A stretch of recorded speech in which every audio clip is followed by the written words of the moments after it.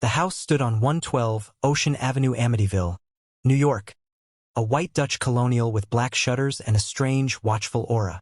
Its windows, arched and wide, resembled half-opened eyes. Locals joked that the house looked alive. But when November's winds rattled the trees, when the street fell into a hush after midnight, those same locals crossed the road rather than walk past it. Something about the house whispered, "Don't look too long. Don't linger." It was November 13th, 1974. The night sky was moonless, smothered by a blanket of clouds. Street lamps flickered weakly, casting more shadow than light. Inside the house, all seemed ordinary at first glance. Bedrooms tucked in darkness, the muffled hum of a heater, the faint ticking of a clock in the hallway. But to anyone listening closely, the silence was too heavy. It wasn't the silence of peace. It was the silence of waiting. At around 3 a.m., something shifted. A floorboard creaked in the hallway. It was not the sound of someone stumbling from sleep, not the sound of a restless child. It was deliberate, slow, heavy. Ronald DeFeo Jr., the eldest son of the family, was awake. His eyes were wide and restless, reflecting the dim glow of a streetlight that leaked through the curtains. He had been lying in bed for hours, listening to the voices that never let him rest. Some were whispers, others were guttural murmurs, and one, deep and commanding, seemed to crawl up from the walls of the house itself. "They're against you, Butch," the voice breathed. They hate you. They laugh at you. They don't love you. They'll betray you. But you know what you must do. Ronald sat upright. His breath came in uneven gasps. He ran a hand down his face, slick with cold sweat, and glanced at the clock on his nightstand. The red digits burned 3:15 a.m. His heart pounded with an awful rhythm. He told himself it was just the drugs, the alcohol, the restless nights, but deep down he knew it wasn't. The house was alive, and it wanted blood. Downstairs, the stillness was suffocating. The kitchen, with its neatly set table and family photos on the wall, felt staged, like a photograph of a happy family rather than a living one. The basement, dark and damp, pulsed with a kind of energy Ronald could never name. He avoided it always, yet lately he felt it calling him, pulling at his thoughts, whispering promises of release. He rose from bed, his feet dragging across the carpet. The whispers grew louder with every step. As he walked down the hall, he passed his siblings' rooms. Each door closed, each child breathing softly in sleep. His sister Dawn's door creaked faintly as the house seemed to exhale. He paused. For a brief moment, something human flickered in him. A thought, a memory. Birthday cakes, laughter, his little brothers playing in the yard. But then, just as quickly, the darkness inside him smothered it. "They don't deserve tomorrow," the voice hissed. Ronald's jaw clenched. He moved toward his parents' room. Behind that door lay Ronald Sr. and Louise DeFeo, both sound asleep. To the outside world, they were a respectable Italian-American family. To Ronald, they were tyrants. His father's fists had left invisible scars on his soul. His mother's silence cut deeper than knives. And yet, the deeper voice told him, even they were pawns in something larger. He stepped away, retreating back into the shadows of the hallway, clutching at his arms as though trying to hold himself together. He thought of the rifle. It was always close, hidden but never forgotten. He thought of its weight, the feel of its trigger beneath his finger, the noise it would make when the house demanded it. Outside, a gust of wind swept against the house, rattling the windows. The tree branches scratched against the siding like fingernails dragging on a coffin lid. Inside, the silence grew unbearable. Ronald pressed his palms to his ears, but the voices seeped through. "They sleep while you suffer. They mock you. End it, Butch. End it tonight." His chest tightened. His breath hitched. The command was no longer a suggestion, it was law. Ronald turned back toward his room, but as he did, he froze. The house seemed to shift around him. The shadows stretched long across the walls, curling into shapes that shouldn't exist. The air grew thick, heavy with something rancid and metallic, like the scent of old blood. his vision blurred. For an instant he thought he saw eyes in the dark, yellow, glinting, watching. He stumbled, clutching the doorframe, gasping. He blinked, and the shadows were gone. The hallway was once again still, silent, ordinary. But the sense of being watched lingered. When he finally collapsed back into bed, trembling, the rifle's image haunted his mind. He could feel it, as though it were lying beside him, waiting. Daylight always made the house again on Ocean Avenue look deceptively normal. A sudden thud echoed from the basement. Children rode bicycles past its white fence. Lurched. Neighbors waved politely when the DeFeo family drove away in their Chrysler. No one else stirred. And from the outside, the house had many nothing sounds. About them seemed strange. Pipes clanking, but behind the walls, behind the smiling photographs, this was something there was deliberate, a storm something no one moving. Could see. He rose Ronald once DeFeo more, Jr., drawn to friends as Butch Heather, had lived step in by that step, storm. He descended the staircase. He was the eldest. The living room lay in darkness, born into a household where silence was mistaken for peace, and the crucifix on the wall seemed crooked. His father, he was certain it had been straight hours before, was a man with a short temper and heavy hands. His hand hovered over the knob. He demanded obedience. The air around it was colder, in the form of shouted commands or fists like breath left from something ancient and buried. His mother, the voice urged. Louise, his fingers twisted the knob, always trying to maintain an image of perfection. And in that suffocating dark, paced on a smile for visitors. He heard it. Then retreat the sound into of someone laughing once the door closed. Cruelly. To him, she was like a ghost in her own home, he wasn't in on, present, but the laughter echoed. Then there were his siblings. The silence returned. Allison, but this time it wasn't empty. And John Matthew. It was full of promise. They were younger, innocent, of death, caught in the crossfire of their father's wrath and their mother's silence. Around 1,000 words. To the outside world, they were just kids growing up in a nice house in a nice town. To Butch, they were reminders of a family portrait he could never fit into. By his teenage years, Butch was already unraveling. He was overweight, restless, and angry, his father's cruelty seeping into him like poison. At school, he was bullied, mocked for his size and temper. Teachers noticed his outbursts but never looked closer. He began smoking, drinking, experimenting with drugs. Heroin, LSD, speed, it didn't matter what it was, as long as it made him feel less trapped. Butch learned early on that violence earned attention. When he was just a boy, he once pulled a shotgun on a friend during a hunting trip, laughing as the boy screamed. His parents dismissed it as a joke. When he lashed out at his father during arguments, his mother's solution was always the same. Asterisk, don't provoke him, Butch. Just let it go. Asterisk. Butch didn't let it go. He stored it.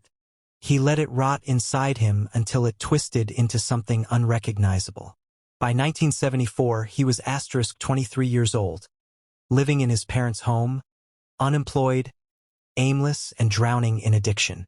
His father had arranged him a job at the family-owned auto dealership, but Butch barely showed up.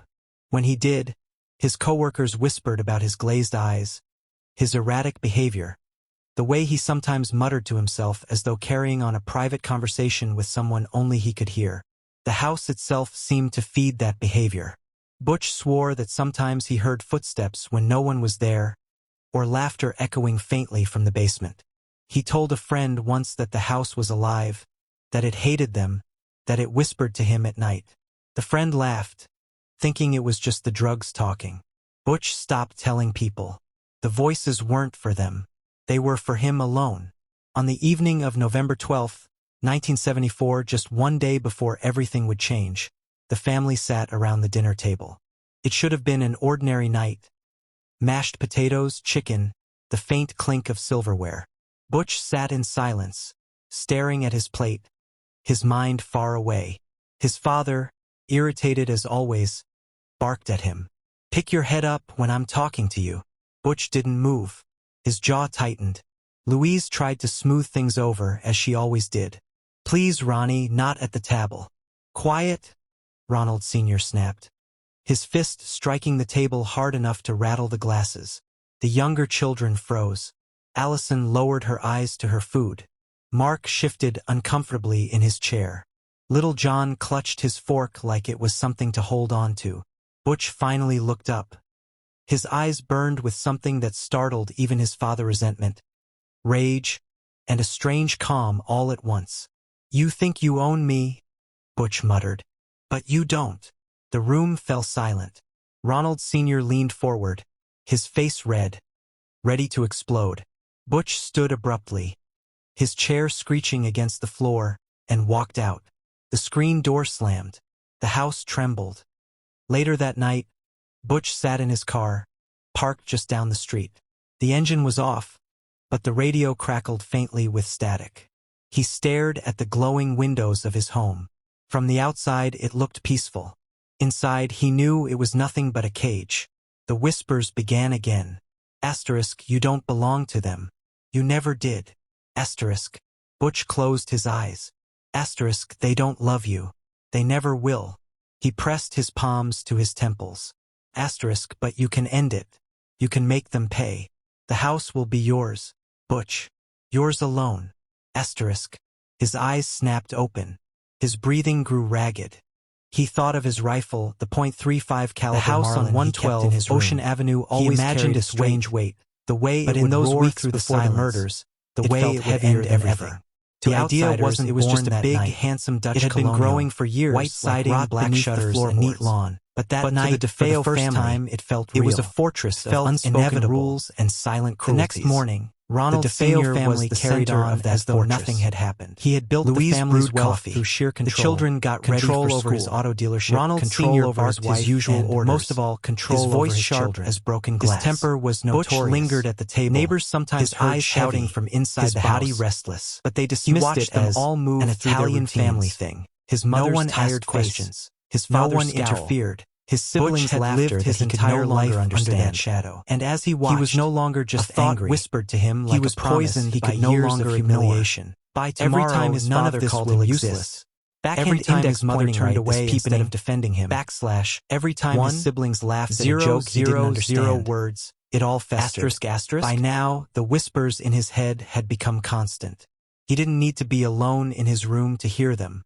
He heard them in the kitchen, in the driveway, in the dealership office where his father forced him to sit behind a desk he never wanted. They told him things about his family, things that made his stomach twist. Asterisk, your father wishes you were never born.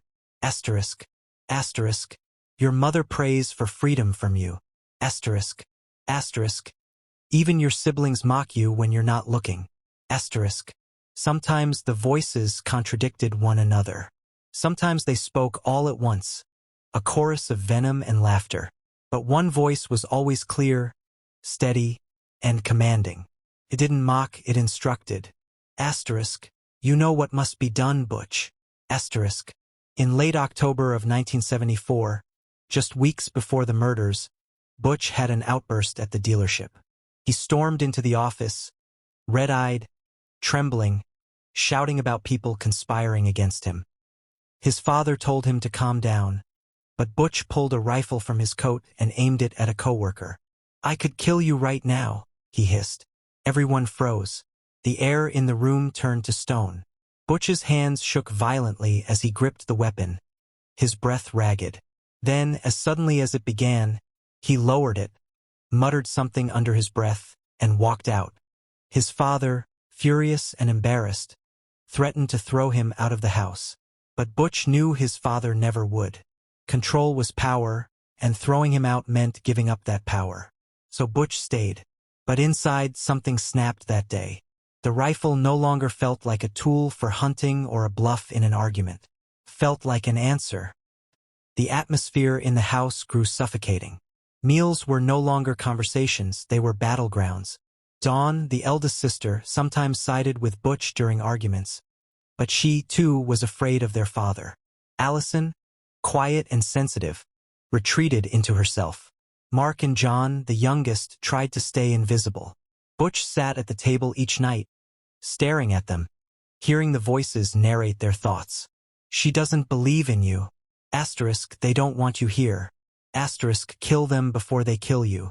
He began spending more time in the basement, where the damp air and dim light seemed to muffle the outside world. Sometimes he swore he saw shapes moving in the shadows, figures that lingered just beyond the edge of sight. He would hear whispers rising from the floorboards, as though the house itself were speaking. One night, sitting alone in the basement with his rifle across his lap, he whispered aloud, "What do you want from me?" The silence stretched. Then faintly he heard it, "Blood." He gripped the rifle tighter. His heart pounded, his mind buzzing like static. "Whose blood?" he asked. The answer came without hesitation. "There's." In the days leading up to November 13th, his paranoia reached a fever pitch. He became convinced his father was plotting against him, that his mother knew, that his siblings were in on it. He told a friend at a bar that his family was trying to kill him for insurance money. The friend laughed nervously, thinking it was just drug paranoia. Butch didn't laugh. He leaned in close, his eyes bloodshot, and whispered, "You'll see. You'll all see." The night before the murders, the tension was unbearable. At dinner, his father berated him again, calling him lazy, worthless, a disgrace. His mother sighed, said nothing, and avoided his eyes. His siblings sat in silence. Butch didn't argue back. He just sat there, staring at his father with a hollow expression. Inside, the voices roared. Tomorrow. Tomorrow it ends. Later, as the house settled into silence, Butch lay in bed, wide awake. He could hear every creak, every sigh of the old structure. Could hear the soft breaths of his sleeping siblings down the hall. And the night air grew colder like as November deep under the floorboards, and the house on 112 Ocean Avenue seemed to breathe with it. Butch, the walls groaned more often. The pipes his rattled. Eyes drifted. The windows shivered against his dresser. He didn't move. Most of the family dismissed these as ordinary creaks of an old house. The decision was made. But for Ronald DeFeo Jr., they were more than noises. Blending with supernatural terror. Butch had stopped sleeping. His eyes were ringed in shadows, his skin pale, his movements jittery and restless. He wandered the house at all hours of the night, barefoot on the creaking stairs, drifting from room to room like a restless spirit. Sometimes he would stand in his siblings' doorways, staring at them as they slept. He told himself he was protecting them, but the voices told him otherwise. "They look so peaceful now," the whispers coiled around him. But they laugh at you in their dreams. They dream of your death. He would back away, trembling, gripping his arms until his nails cut into his skin. The voices never stopped. They followed him to the kitchen, to the living room, to the bathroom mirror where his own reflection sometimes seemed to sneer at him. More than once, he smashed that mirror, convinced the thing staring back at him wasn't him at all. The basement became his sanctuary, and his prison. The deeper he went into the shadows, the stronger the whispers became. He swore he could hear chanting, low and guttural, rising from the cement floor. Sometimes he smelled sulfur, sometimes rot. The light bulb above the stairs flickered endlessly, as though it was struggling against something unseen. One evening, Butch sat on an old couch in the basement, rifle leaning against the wall, when the air turned icy. He saw his breath mist in front of him. Then, in the corner of his eye, movement, a shadow shifting across the far wall, darker than the darkness around it. His body went rigid. The shadow stretched tall, impossibly tall, until its head nearly touched the ceiling. Two faint, glowing points, eyes, blinked open in the void. Butch's throat tightened. His heart thundered. He tried to move, to grab the rifle, but his body felt locked in place. Then came the voice. Not a whisper this time. A deep, vibrating growl that filled the basement like thunder. You know what must be done. The words weren't heard with his ears. They reverberated through his skull, shaking his bones. Butch managed to croak, "Why me?" The shadow leaned closer, its edges flickering like smoke. Because you are mine. A wave of nausea rolled through him. His vision blurred. The next thing he knew, he was upstairs, sitting in the kitchen, his hands shaking so violently he could barely hold a cigarette. The basement door stood wide open behind him, darkness spilling up the stairs. He didn't remember walking there. The paranoia became unbearable. Butch began to believe the entire family was plotting against him. He overheard scraps of normal conversation. His mother talking about groceries, his father discussing bills, and twisted them into conspiracies. "They're planning it," he muttered to himself. "They're waiting for the right time to get rid of me." Even his siblings weren't safe from suspicion. Dawn, once his closest ally, became distant in his eyes. Allison's shy glances felt like mockery. Mark and John's laughter in the backyard rang in his ears like knives. At night, lying in bed, he swore he could hear them whispering about him through the walls. Sometimes he even heard his father's voice in his head when no one was speaking. You're worthless, Butch. You'll never be anything. And then the deeper voice, the one that didn't belong to anyone human, would answer. He's right. Unless you end it. November 12th, the night before the murders, was the breaking point. Dinner was quiet at first. The clink of forks, the scrape of plates, the low hum of the heater. Then, as always, Ronald Sr. lost his patience. You sit there like a zombie, he snapped at Butch. You're 23 years old and you're still living off me. You're nothing but a bum. Butch didn't look up. He chewed slowly, his eyes fixed on his plate. Louise sighed, her voice tired. Ronnie, please. Don't you defend him, Ronald Sr. barked. The children froze. Dawn's fork slipped from her hand, clattering against her plate. Allison lowered her head. Mark and John exchanged nervous glances. Finally, Butch looked up. His face was calm, too calm. His eyes glowed with something that made even his father pause for a moment. I'm not your son anymore, Butch said quietly. The table went still. What did you say?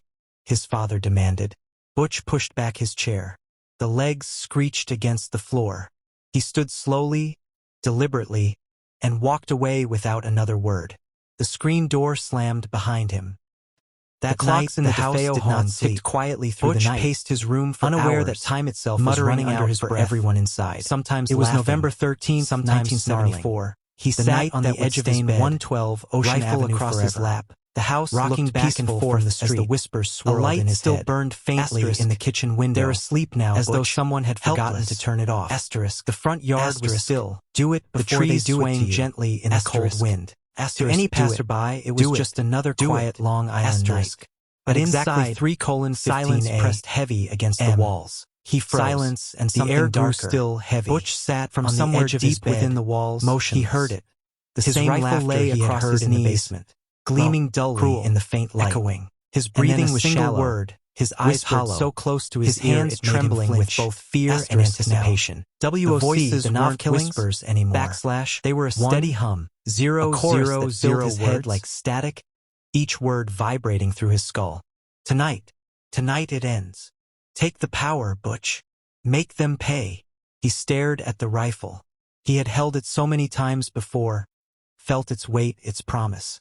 But tonight it wasn't just a weapon. It was an extension of him. A tool to carve his name into something larger, something eternal. For hours he sat there, paralyzed between doubt and compulsion. His body ached with adrenaline, his throat dry, his skin clammy. Every time he thought of standing, his chest tightened. But then the voices urged him on, soothing his fear with venom. They're sleeping now, helpless. You'll never get another chance. At 3 a.m. the house seemed to shift. The air grew colder, the shadows thicker. Butch rose slowly, as though pulled upward by invisible strings. His knees shook, but his grip on the rifle was firm. He opened his bedroom door. The hallway stretched before him, dim and silent. The carpet muffled his steps, but each movement felt deafening in his ears. He passed Dawn's room. The door was closed. He paused, listening to her soft breathing. For a fleeting second, doubt clawed at him. But then the voice returned, darker, firmer. Don't stop now. He moved on. The master bedroom door loomed at the end of the hall. Behind it slept Ronald Sr. and Louise, his parents, his tyrants, his ghosts. His father's voice still rang in his head. You're worthless. You're nothing. His knuckles whitened around the rifle. The door creaked as he pushed it open. The room smelled faintly of cologne and stale cigarettes. His parents lay in bed, their breathing slow, steady, oblivious. For a long moment, Butch just stood there, the rifle raised but unmoving. His arms shook. His stomach churned. Sweat ran down his temple. Do it, the voice hissed. Free yourself. His father stirred slightly, muttering in his sleep. The sound broke something inside Butch. His finger tightened on the trigger. A deafening crack split the silence. The bullet tore through the air, slamming into his father's back. His body jolted violently. Louise's eyes snapped open, her mouth forming a scream. Before she could make a sound, the second shot rang out. She collapsed back into the mattress, blood spreading across the sheets. The smell of gunpowder filled the room. Smoke curled toward the ceiling. Butch stood frozen, his ears ringing, his chest heaving. He stared at their bodies, the reality of what he had just done sinking in like a weight pressing against his lungs. But the voices didn't let him stop. Good. Now finish it. He stepped back into the hall, rifle trembling in his grip. The house was awake now. Every shadow seemed to move. Every creak in the wood groaned louder. Yet no one stirred. No one screamed. It was as if the entire house was holding its breath. He approached Mark and John's room next. He hesitated at the door, his vision blurring with tears he didn't understand. They were just children, little brothers who had once played with him in the yard. But the voices didn't care. The night had grown unnaturally quiet. Outside, the November wind swept across Ocean Avenue, rattling the bare branches against the old Dutch colonial house. The clock struck 3:15 a.m. and within the DeFeo residence, time itself seemed to hold its breath. Ronald DeFeo Jr., shotgun in hand, moved through the shadows like a man possessed. His eyes, bloodshot and wide, flickered with both terror and determination. The voices had grown louder that night, so loud he could no longer ignore them. They hissed, coaxed, and demanded a single outcome: blood. The first shot. He pushed open the door to his parents' bedroom. His father, Ronald DeFeo Sr., lay sprawled across the bed, snoring softly, while his mother, Louise, shifted under the blankets. The voice inside his skull roared. Asterisk, do it now. End it. Free yourself. Asterisk. Ronald raised the .35 caliber Marlin rifle, his hands trembling, sweat dripping down his forehead. For one fleeting second, he hesitated, staring at the man who had ruled his life with an iron fist. But then the anger boiled over, blinding him. The trigger clicked. Boom! The first shot tore through the silence, striking his father in the back. Louise awoke with a scream, confusion flashing across her face. She barely had time to move before the second shot rang out. The room reeked instantly of gunpowder and blood. The once proud parents of 6 now lay lifeless in their bed, their bodies still warm, their faces frozen in shock. #### the children.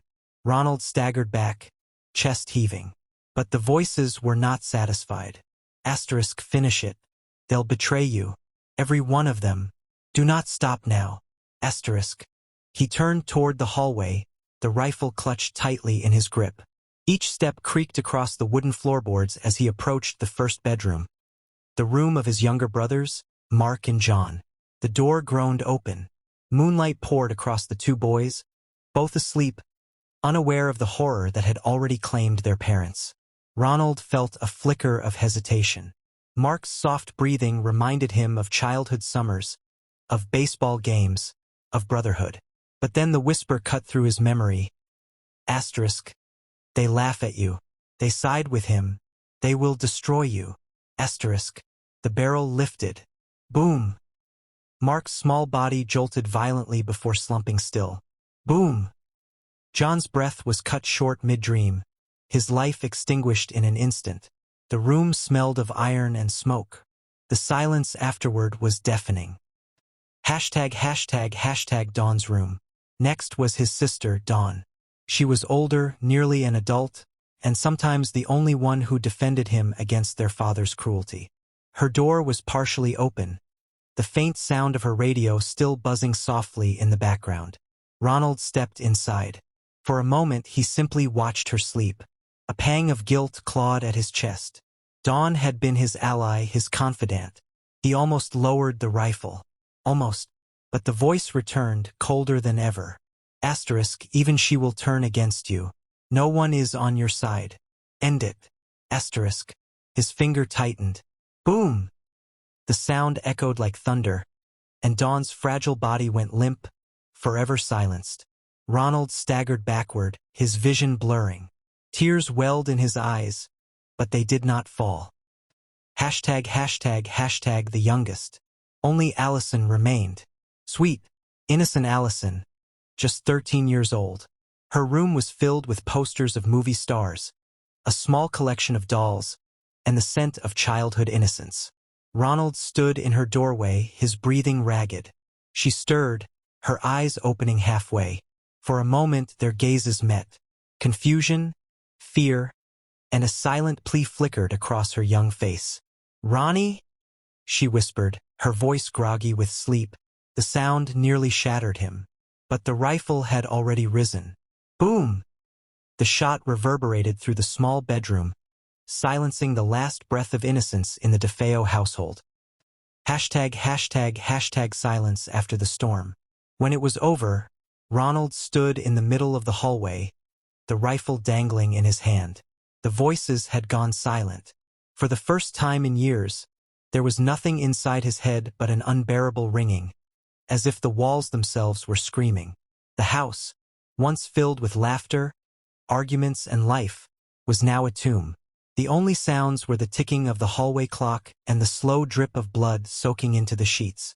Ronald dropped the rifle onto the floorboards with a hollow thud. His hands shook violently as he stumbled into the bathroom and stared into the mirror. The man staring back was pale, hollow-eyed, unrecognizable. "What have I done?" he whispered. The Amityville house but no answer unervingly still. Hashtag, its iconic hashtag, quarter-moon hashtag windows gazing out like wide, instead of running, instead of confessing. Eyes. Inside, Ronald tried to mask the silence. The horror was suffocating. He showered. It was no longer the silence and stashed the rifle, but of death. Then, almost casually, 6 members of the DeFeo family lay in their beds. He would act as if he discovered the murders. In the stillness, Ronald Jr. a tale of mafia hitmen. Morning broke, hoping the world would believe him, casting a dull light across the lawn. Nothing would ever wash away the blood that stained his hands. Almost serene. That no one could imagine the Ocean Avenue became more than just a house. Just hours it became before. A graveyard, but the stillness soon was beginning to become a legend. At 6:30 a.m., the family's absence raised no alarms. Ronald Sr. was known to be strict about punctuality. Dawn was normally filled with noise, the banging of doors, the sound of car engines, voices echoing inside the house. That day, the absence was sharp, like a missing heartbeat. By noon, whispers had spread. No one had seen Ronald Sr. leave for work. The kids hadn't shown up at school. Only Ronald Jr. drifted about, aimlessly, a shadow of himself. His eyes were bloodshot, his voice low. He muttered that something was wrong in the house, but his words were vague, slurred with exhaustion and something darker. It was nearly evening when the horror revealed itself. Ronald Jr., staggering into Henry's bar, leaned against the counter, his face pale, drenched in sweat. His words tumbled out, cracked and uneven. "You gotta help me. My family. I think they're dead." At first, the bar patrons laughed nervously, thinking it was another one of Ronnie's drunken tales. But when he swore on his own life, trembling, the laughter died. A few men accompanied him back to the DeFeo house. The moment the front door opened, a foul heaviness poured out, the unmistakable stench of blood, thick and metallic. The men exchanged horrified glances before stepping inside. The first bedroom they entered shattered whatever illusions of safety they clung to. There, sprawled across the bed, were Ronald Sr. and Louise, their bodies grotesquely still, sheets stained with dark pools that had long since dried. One man gagged. Another stumbled backward, crossing himself over and over. They rushed from room to room, each door revealing another nightmare. The children, lifeless, each in their own bed, as though sleep had been replaced by eternal silence. Not one body showed signs of struggle. It was as if they had accepted their fate in the calmest of postures. By the time officers arrived, the house was swarming with neighbors, whispers turning into gasps, gasps into screams. Police ushered everyone out, sealing the house in yellow tape. But no tape could contain the horror. The officers moved carefully, documenting the crime scene. Their boots echoed against the wooden floors, the air thick with the weight of tragedy. Flashbulbs lit the rooms in harsh bursts, capturing each bed, each lifeless form. Detective George Harrison, hardened by years of violent crime, felt his stomach twist as he looked upon the children's bodies. All lined up, no signs of a struggle. How the hell does that happen? He muttered. The same question circled every officer's mind. The rifle had been loud, unforgiving. How had no one woken up? Why had the neighbors heard nothing? Why did every body remain face down, tucked neatly beneath the sheets? It was as though death itself had passed quietly, politely, as if the house had aided the killer in silence. While the officers worked, Ronald Jr. sat slumped on the curb outside, shivering despite the mild November air. His jeans were smeared with dirt, his shirt untucked. His eyes darted from side to side, never resting. When questioned, his story was fractured, shifting. "It must have been a mob hit," he told one officer, his voice hoarse. "My family, they knew people. Maybe they came for us." But when pressed for details, he stumbled. His words trailed off. He rubbed his face, muttered curses under his breath. That night, the police took him into protective custody. He sat in a stark interrogation room, tapping his foot, chain-smoking, muttering. Every so often he asked for his family, as if forgetting they were already gone. Amityville was no stranger to gossip, but this was beyond comprehension. The DeFeos were wealthy, prominent, strict Catholics. No one could imagine such violence within those walls. By nightfall, crowds had gathered outside the house, candles flickering in the wind. Some prayed aloud, rosaries clutched in trembling hands. Others whispered that the house had always felt strange, that something dark lingered within it. "I told you," one elderly woman muttered to her neighbor. Asterisk that house. It has eyes. I swear it watches. Asterisk.